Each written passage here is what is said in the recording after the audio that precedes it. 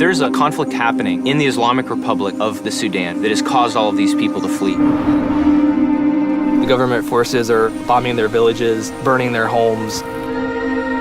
They were being annihilated. Forcing them out and into South Sudan. And the world wasn't saying anything about it.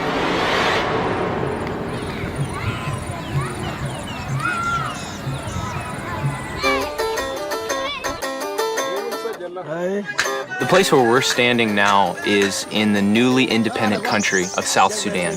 And about 10 miles from here is the border of the Islamic Republic of North Sudan. A year ago, refugees started pouring in across the border here into this community where we are right now. They were escaping and fleeing from the violence and the fighting that was happening over on that side.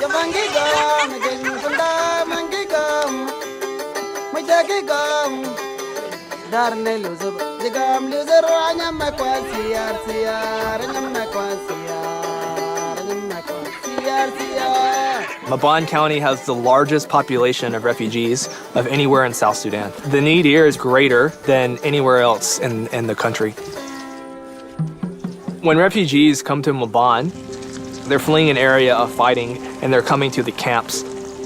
But life in the camps is still extremely difficult for them.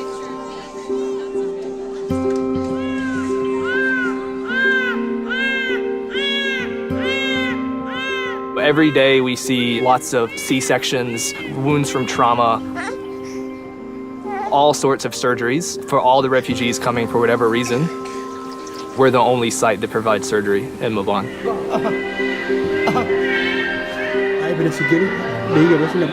There's probably not more than a handful of surgeons in South Sudan that are South Sudanese trained surgeons. Dr. Attar is one of the very few men that has the education that he has and still be willing to come and live and work in a refugee camp. I'm 24 hours on call. The emergency can come at any time. Sometimes you do the emergency, you come to, maybe you thought it's an end, another emergency comes. So there is no limit where I can say, oh, I'm now free, no. But God gives you strength. Doro Camp has a population of about 45,000, and according to the registration estimates, 25% of that population is under the age of 5. This is a place where malnourished children come and receive therapeutic feeding supplies and help bring them and nurse them back to health.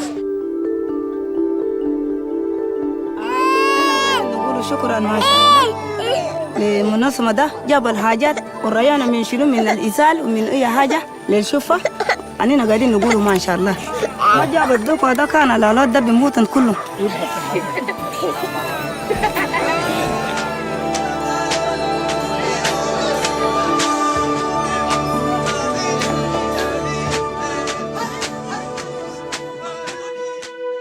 On the hospital compound, we also operate a stabilization center for severely malnourished children. As many of them have some kind of medical complication that disables them from eating properly or for their food to be properly digested or metabolized.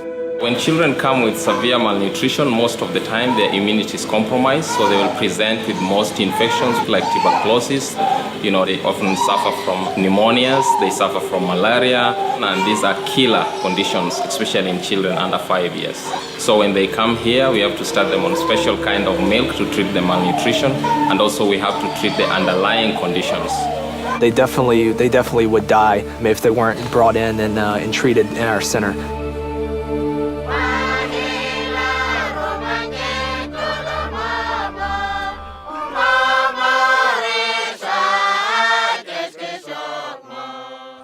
When we flee from our home area, we left many things back. We left Bible and songbook and everything we left back.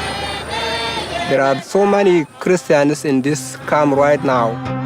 We start to send every elders of the churches 4 by 4 to go around the village to read the Gospels for those whom are not yet have good news that Jesus Christ came into the world and he died for our sins. While we are here, we are looking for some people to train us. Pastor training, elders training, youth training, and Sunday school teacher training. Samaritan Purse will help us with those things. Samaritan's Purse will continue to be here and serve these people as long as there's a need on the ground. People that have been through more devastating things than I could ever imagine, and yet they're always smiling, always excited. It just fills me with so much joy that I get the opportunity to serve with these people. There's war, disease, and poverty that we're having to confront on a daily basis. And many times people will run away from that kind of challenge and those things that are happening. Our calling as Samaritan's Purse is to move towards it and to touch it. These people were telling me, you are mad, why are you going? This is the place of war, you will go and die. I told them, it's not me, it's God who knows whether I will go to die.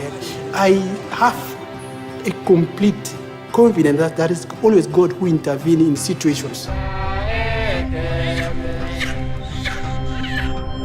We have some statements which says really, we treat but God heals. So this is exactly what I come up with, all these situations and number of situations. God works on his own ways.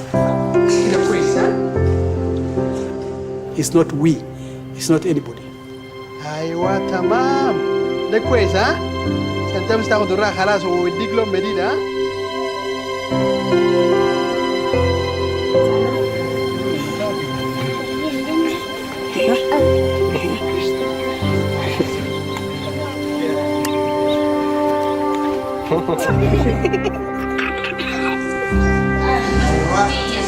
This is Sherit, good fish Sherit.